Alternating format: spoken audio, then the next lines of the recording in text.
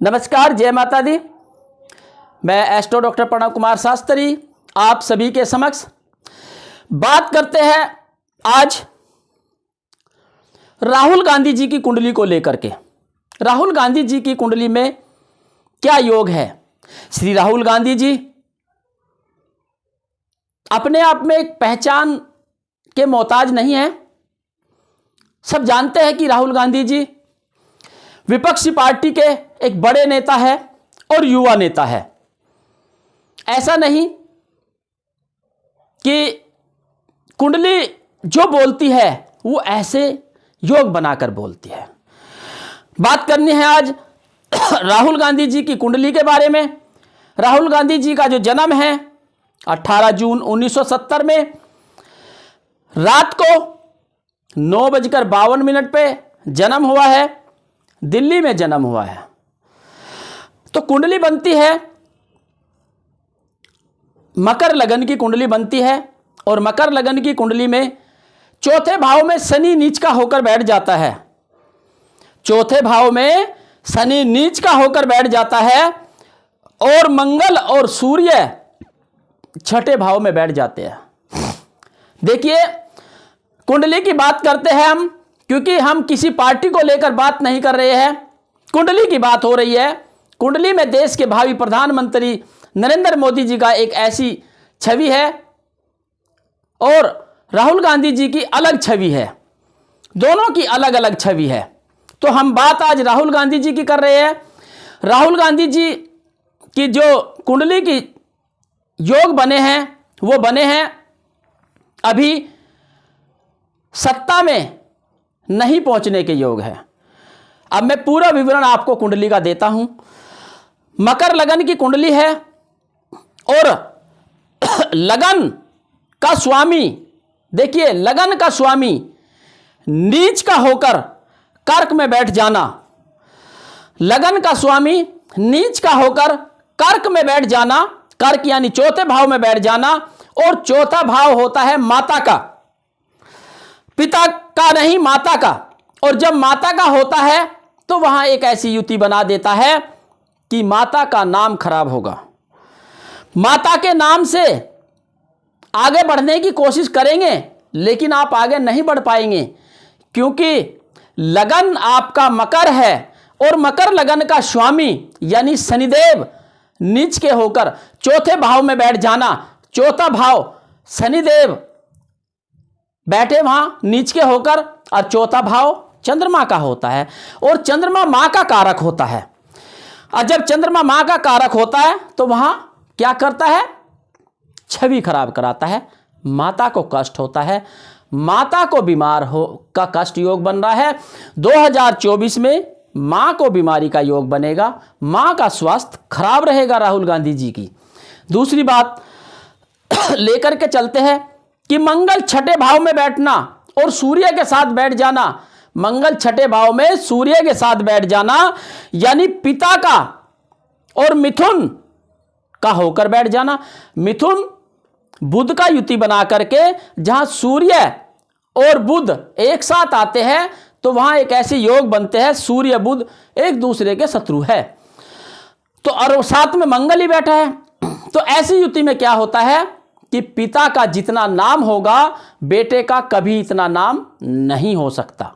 इसलिए कुंडली यह भी बताती है कि राहुल गांधी जी अपने पिता श्री राजीव गांधी जी का नाम भी खराब करेंगे, उसमें भी दोष लगाएंगे, उनके नाम से भी कलंक लगाने का योग है।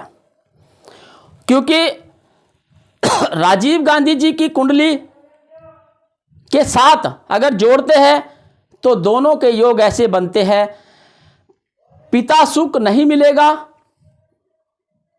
राहुल गांधी जी को। दूसरी बात, पिता की बनाई हुई संपत्ति सब विच्छेद हो जाएंगी, पिता का बनाया हुआ नाम सब खराब हो जाएगा। क्योंकि मैं नहीं बोल रहा हूं, यह कुंडली बोल रही है। कुंडली में एक ऐसा योग है कि शायद श्री राहुल गांधी जी ने तो बहुत बार कुंडली दिखाई होगी, बहुत बड़े बड़े ज्योतिष आचार्यों को दिखाई होगी। मैं तो एक बहुत छोटा सा ज्योतिष आचार्य हूं, लेकिन मैं बहुत सच बोलता हूं और कड़वा भी बोलता हूं। कुंडली में ऐसा योग है, माता और पिता का कष्ट योग है, यानी राहुल गांधी जी को उनका नाम खराब करने के अलावा कोई दूसरा काम नहीं रहेगा। अगर राहुल गांधी जी की वाणी की बात करें, अभी की फिलहाल मंगल की महादशा चल रही है, और मंगल देखिए कहाँ बैठा है। मंगल बैठा सूर्य के साथ छठे भाव में, छठे, आठवें, 12वें भाव में कोई ग्रह बैठ जाता है, वह निष्फली हो जाता है, वह कार्य नहीं करता, अच्छे कार्य के लिए विघ्न डालता है और बुरी चीजों के लिए आगे बढ़ाता है। इसलिए ध्यान रहे कि मैं यही बताना चाहता हूं कि कुंडली में कुछ ऐसे योग है जिनके वजह से राहुल गांधी जी को सत्ता नहीं मिलेगी 2024 में। किसी भी प्रकार से राहुल गांधी जी का कुंडली में कोई ऐसा योग नहीं है जिसके वजह से 2024 में उनको सत्ता हासिल हो।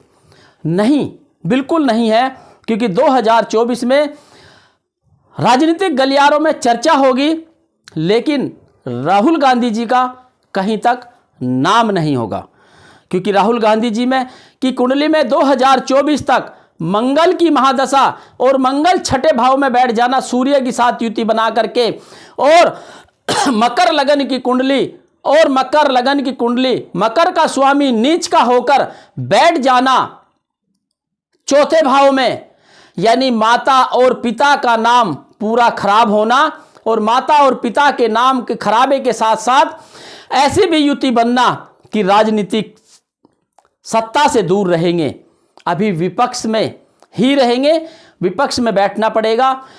विपक्ष के साथ साथ मैं एक सलाह और एक वो और बताऊंगा। कुंडली के अनुसार राहुल गांधी जी को अपने स्पीच देते समय बहुत तौल करके बोले, क्योंकि राहुल गांधी जी का जो स्पीच होता है वो बिना तुला होता है, यानी बिना सोचा होता है, कुछ भी बोल देते हैं, जो इनकी पार्टी के लिए, इनके लिए बहुत खतरनाक है।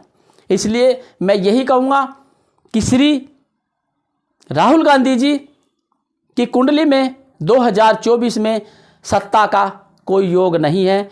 इसलिए आप बेहद कोशिश करें और विपक्ष में रहे, विपक्ष में बैठे और अच्छे कार्य के लिए आप जाने जाए। मैं यही आपको कहना चाहता हूं श्री राहुल गांधी जी, क्योंकि आपकी कुंडली में कई सारे ऐसे योग हैं जो 2024 में आपको सत्ता हासिल नहीं होगी। ये 100% स्पष्ट है।